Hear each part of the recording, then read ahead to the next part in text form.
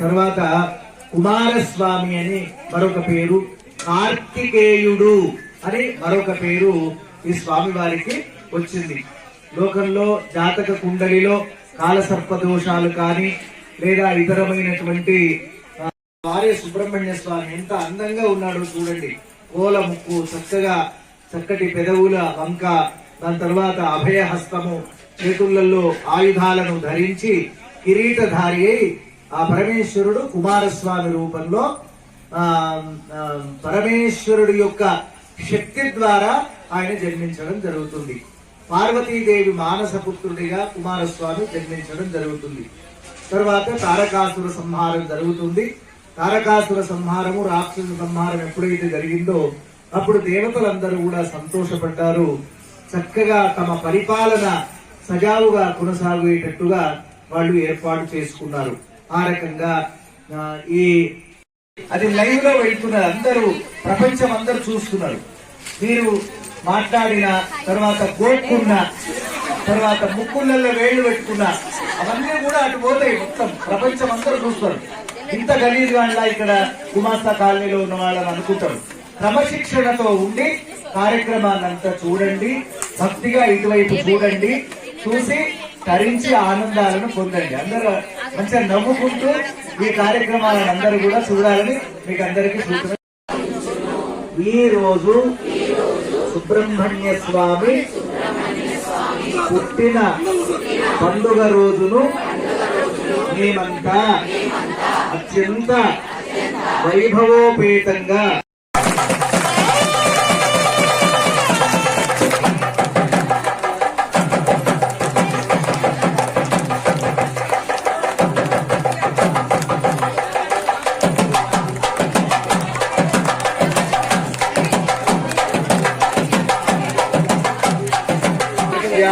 చప్పట్లు కొట్టండి, గట్టిగా మాట్లాడండి.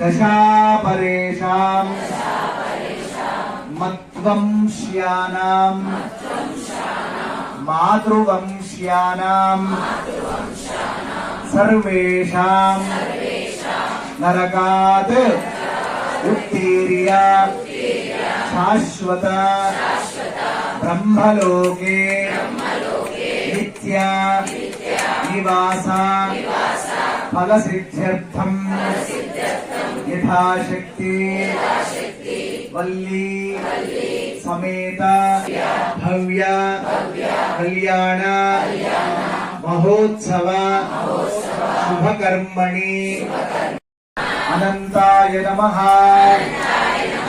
గోవిందాయ నమః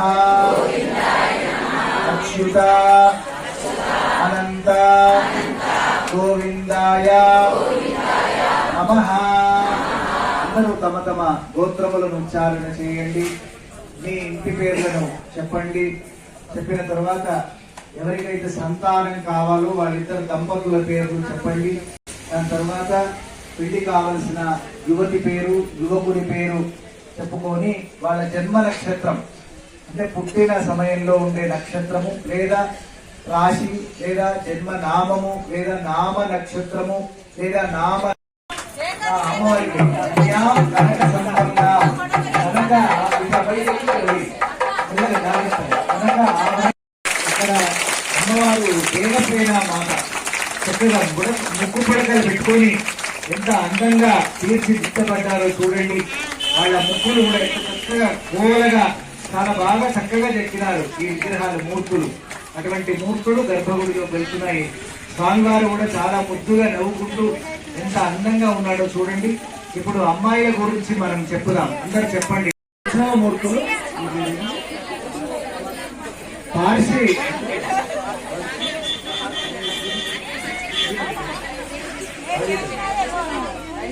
అమృత ప్రభాకర్ గారు ఈ ఉత్సవమూర్తులు ఇచ్చినారు. వారికి ఒకసారి అందరూ కూడా పురకాల పనులు చేయండి.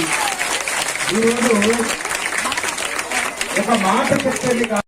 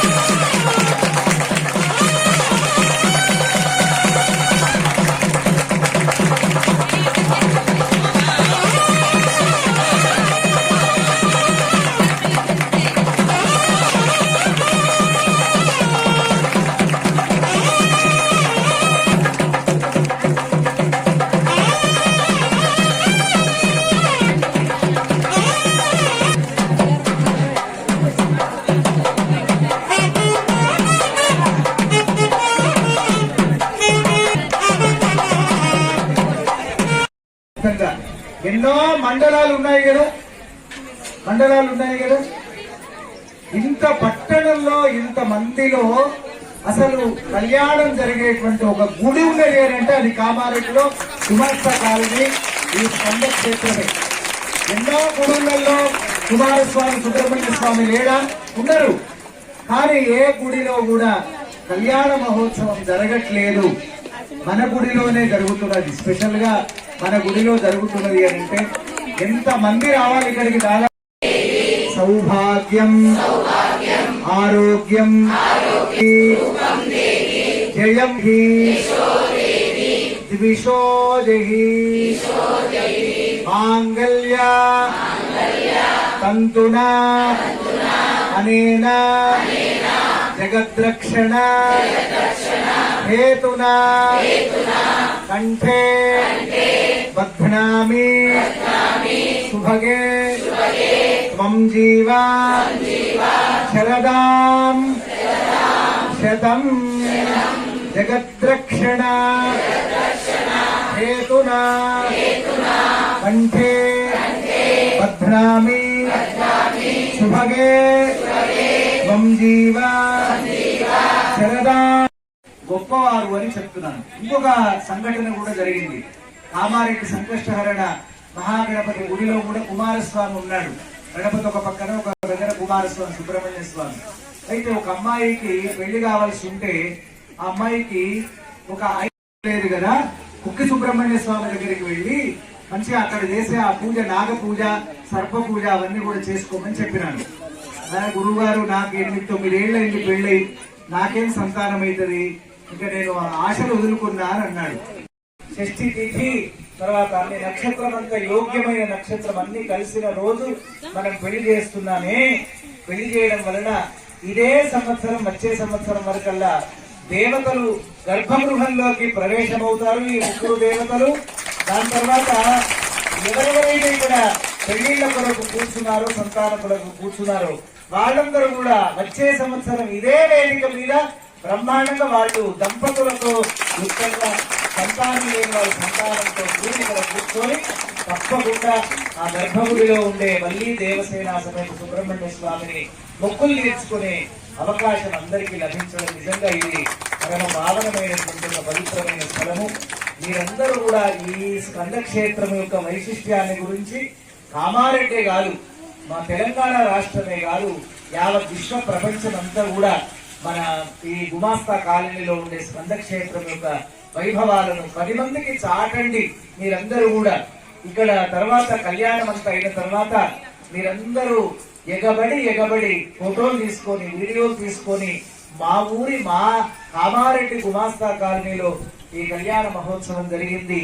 ఈ ఉత్సవం ప్రధాన మూర్తులు ఎవరైతే ఉన్నారో గర్భగుడిలో కొలువుదీరి మమ్ములను అనుగ్రహించే దేవతలే ఇవాళ కళ్యాణం స్వయంగా వాళ్లే పొందినారు. సాధారణంగా ఉత్సవమూర్తులకు కళ్యాణం చేయడం ఆనవాయితీ, కానీ ప్రధాన మూర్తులే ఇక్కడ ఉత్సవమూర్తులుగా ప్రధాన మూర్తులుగా కూర్చొని కళ్యాణాన్ని పొందుతున్నటువంటి ఏకైక క్షేత్రం ఒకటి ఉన్నది అంటే కామారెడ్డిలో స్కంద క్షేత్రమే. నిజంగా ఇంతవరకు ఎక్కడ లేదు ప్రధాన మూర్తులు ఇట్లా కళ్యాణాన్ని పొందిన మూర్తులు. కళ్యాణం అయిన తర్వాత ఈ మూర్తులు మళ్ళీ అనేక రకాల సంస్కారాలు పొంది గర్భగుడిలో కొలువు తీరడం అనేది చరిత్రలో ఒక కామారెడ్డి స్కంద క్షేత్రంలోనే ఉండడం నియమంగా చేస్తున్నటువంటి ఒక పురాతన సుకృతం. అంతకంటే వేరేం లేదు.